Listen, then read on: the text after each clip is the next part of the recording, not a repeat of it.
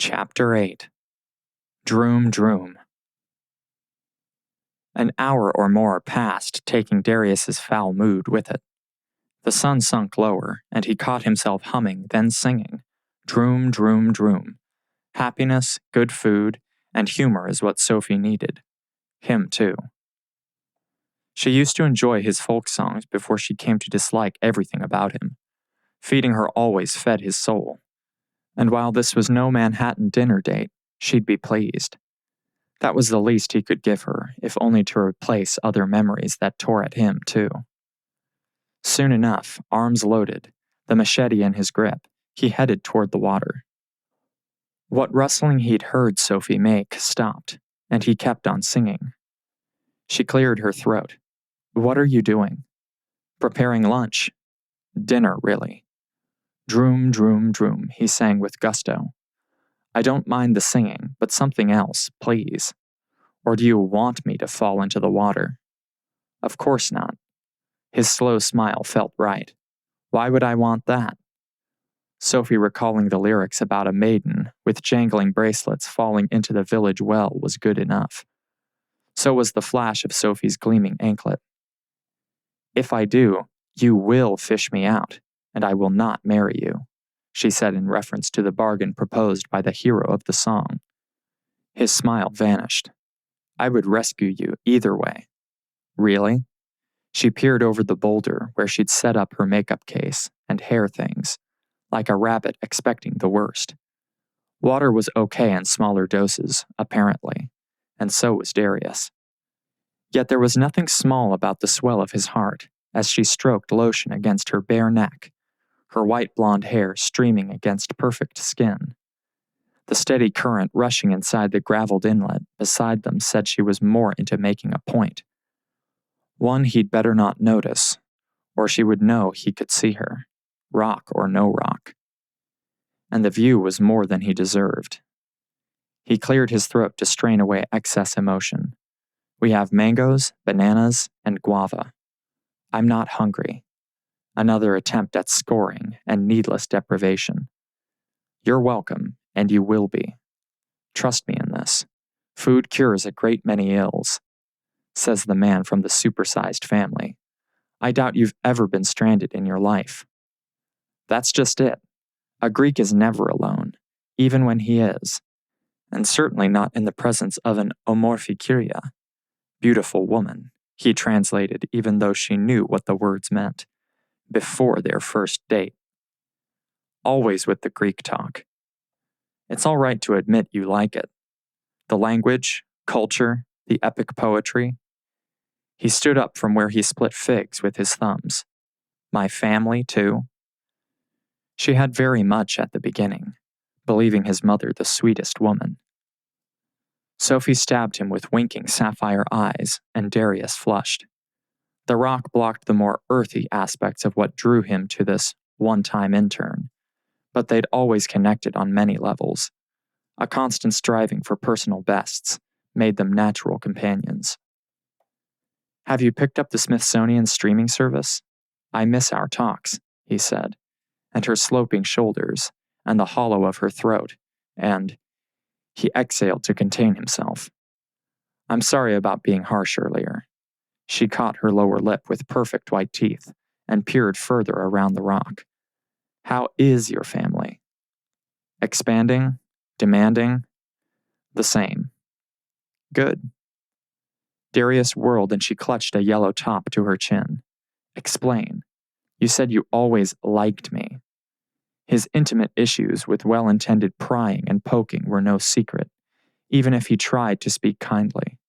Love had its price. I do, and I like your family too. She shrugged a soft shoulder, from a distance. That makes two of us, though I hope my nearness doesn't offend you.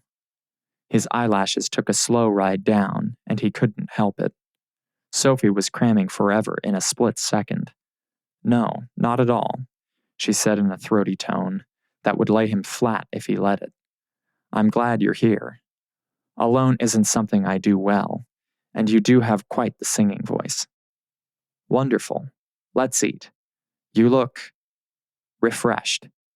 To say appetizing would be stupid. He wasn't that, and yet he felt like it, having been so easily enticed. Give me a minute. Darius would give her more than a minute. Sophie knew. All night, all week.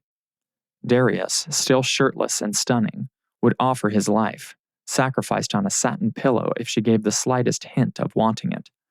He would forego the child she knew he craved, even more than she did. His increased tenderness in the aftermath of her failed pregnancy proved it. His deference to her, the compassionate caring, and his overabundant assurances that she should trust him, and, sweet Christmas, Sophie trusted him. He'd earned her confidence. He'd cared too, and she cared too much to tie him to a situation with no hope for his dreams to be realized. That's what she was supposed to think. That's what the numbers would indicate if she put on her analyst's cap and projected futures, minus a tricky little thing called love. Right now, with the sun sinking, desire caught her out. Darius understood her too well, even when she wasn't playing Mrs. Frosty. She slipped on a ribbed yellow tank and a matching sarong with a light floral motif. It was an outfit that Darius would love, if only because it was feminine. She wanted to please him too. How feminine and predictable was that? But Darius was looking long before he'd acknowledged checking out what Santa brought. Sophie dragged a brush through her hair. Each exaggerated stroke stoked her fires. His gaze hit her like a tease of fingers and impassioned exhales. Any woman with half a hormone would kill to draw his brand of attention. He tried to hide by tending meal preparations, as if fruit was all he wanted. He fooled nobody, and neither did she. Food was foreplay, and not just for sex. He'd courted her in a similar fashion, her mind mostly. Sophie had never been tended, taken by storm, and cared for with such abundance. His ministrations scared her then, and they did now. Idols weren't real. She should know better than to incite the worship that nearly ruined her, and yet she drew out every motion of her body for his pleasure. Instinct dictated what she needed to be whole. Being close to rushing water outside a porcelain bathroom never felt so natural. That was a healing of some sort, considering how she felt about wet things. Who knew where tonight would lead? What would happen off the island? She pretended awkwardness again, offering him a pout over her shoulder. Darius blushed. Heat crept up her skin. A smile curled her lips, but she fought it, licking them instead.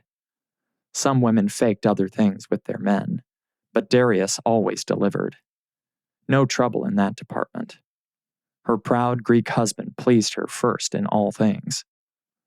"Are you almost done over there?" he said. "Bananas are waiting." "I'll bet they are." She smiled at his loaded invitation.